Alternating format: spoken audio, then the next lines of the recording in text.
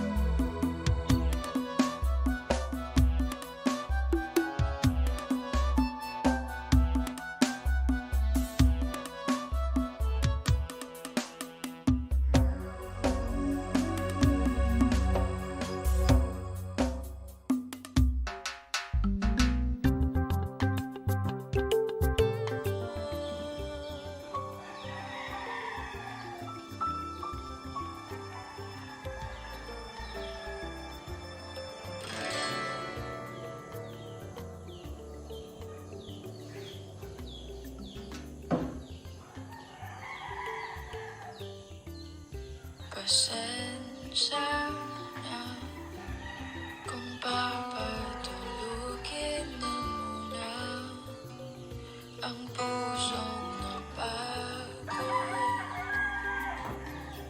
kakahintay.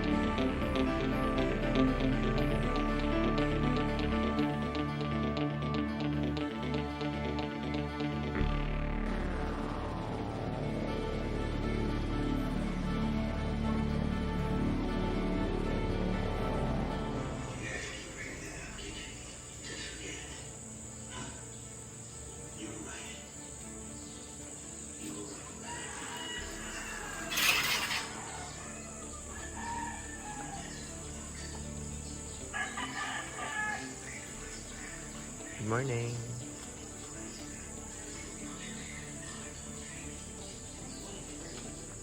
Morning, Sibonga.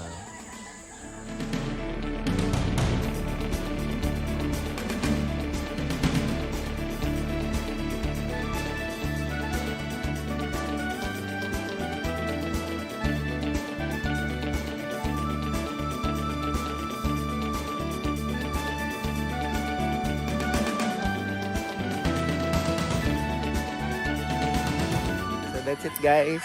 We've reached the end part of our vacation. Grabe, it was a nice 2 days off from the internet. I felt so recharged. I've slept a lot. Grabe. Ang side effects sa akong vaccination since I had my first dose last Thursday was that sige lang kong gaduka. So timing good kayo nga. I was here, it's so quiet, got nothing else to do. After eating, doka, tulog. Ana ra gyud always ang akong routine dire. It was nice to be one with nature.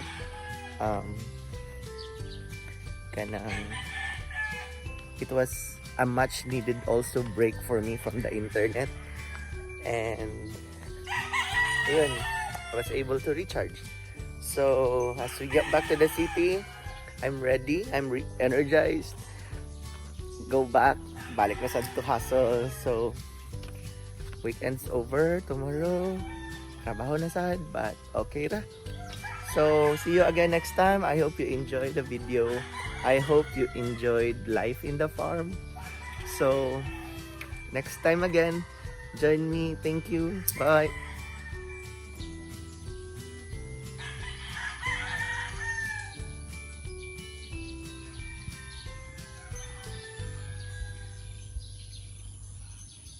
We're going back to Cebu City.